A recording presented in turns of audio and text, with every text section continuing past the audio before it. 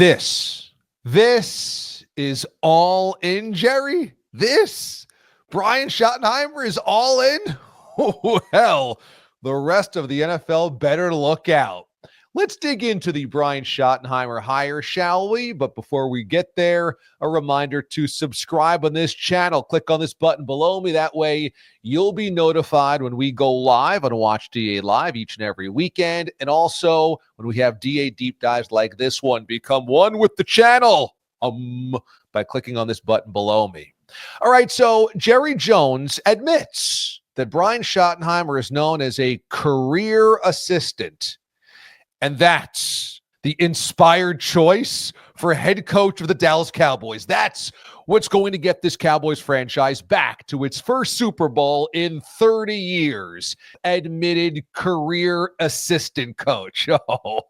Oh, yeah. Why don't you ask New York Jets fans about how it went when he was coordinating their offense for all of those seasons?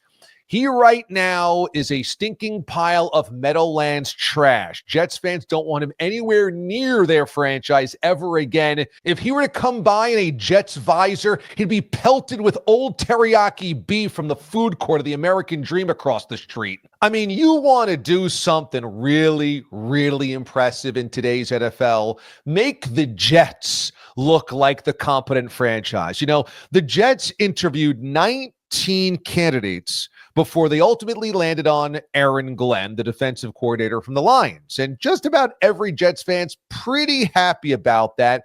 Most around the NFL felt like Aaron Glenn and Ben Johnson, both coordinators from the Lions, are pretty much slam dunk coaching hires this cycle. You, instead of interviewing 19 to get to Aaron Glenn, interviewed four guys. And you ended up landing on Brian Schottenheimer. Well, how did we get here? Well, number one, the Bears were interested in speaking with Mike McCarthy, and you said, no, that's not going to be possible. So that seemed to assume that the Cowboys and Jerry and Steven were very interested in keeping Mike McCarthy around. So he dangles in the wind for about a week without that new contract, ultimately as the coaching cycle turns. And then only after that week do we find out, you know what, I guess the Cowboys can live without Mike McCarthy because they come to some type of impasse on contract years. That's pretty absurd because if you were going to block McCarthy because you want him to be your head coach, then the number of years really should not be the breaking point of those negotiations because now you're behind the 8 ball in finding your next guy. But this is how the Cowboys do business. So they end up having to part ways with Mike McCarthy, and now, we're late in the mix. And so there goes Ben Johnson, and there went Mike Vrabel, and there goes Aaron Glenn. And what are we doing? Who do we interview? Well, there's Kellen Moore. Okay. There's Robert Saleh. All right. There's Leslie Frazier and that lifetime assistant coach, Brian Schottenheimer. Look, you could convince me that the other 3 candidates are not all that intriguing anyway, but isn't that the problem? That when Jerry Jones decided to look outside his curtains, out into the wilderness of coaching prospects and potential candidates, he came across Robert Saleh, Leslie Frazier, and Kellen Moore. And is going out to Kellen Moore really looking outside the organization?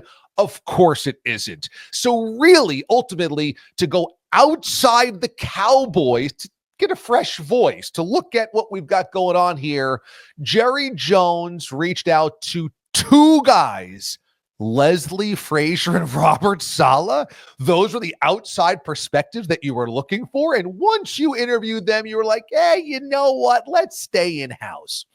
Look, this is the dog and pony show that the Cowboys are, and everyone's hip to it. Every Cowboys fan knows what's going on. Jerry Jones and Stephen Jones are running the mom and pop grocery store of the NFL. Now, that mom and pop grocery store has the best damn marketing team you've ever seen. And there's always crowds around that grocery store. And they've got every commercial blitz and every radio ad campaign and every internet campaign you could imagine. And they're plastered all over the place. Wherever you go, you know Jones Circus Foods. That is abundantly clear.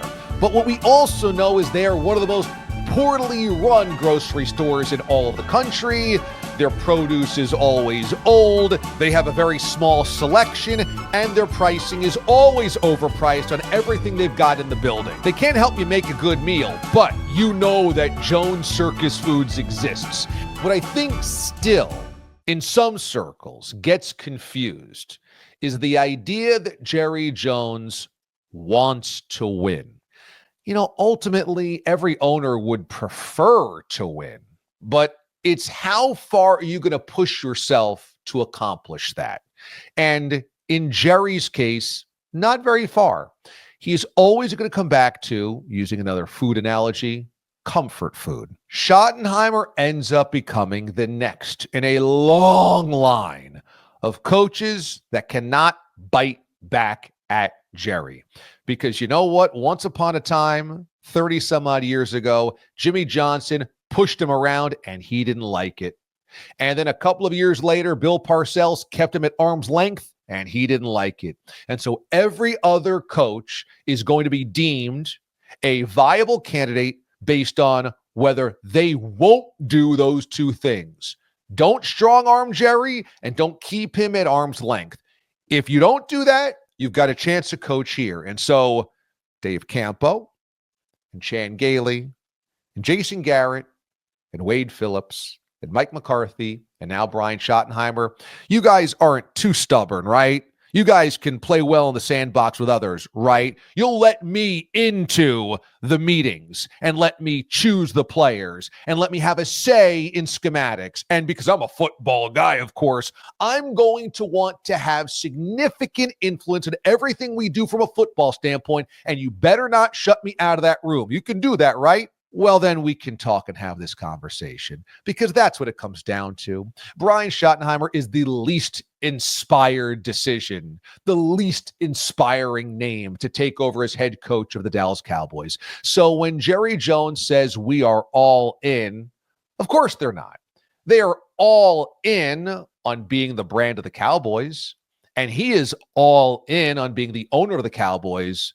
But he is not all in on doing whatever it takes or hiring whoever it takes to win big. He is all in on remaining comfortable. Brian Schottenheimer checks that box marvelously. The more things change, and it's not much, the more they stay the same in Dallas. And this is just another chapter of that. We'll see in August of 2026 when we ask the question, is Brian Schottenheimer on the hot seat this year? And then I'll be back with you in December of 2027 when he's overseen back-to-back 7 and 10 seasons. And we ask, has Jerry Jones' patient finally worn thin? They're all in.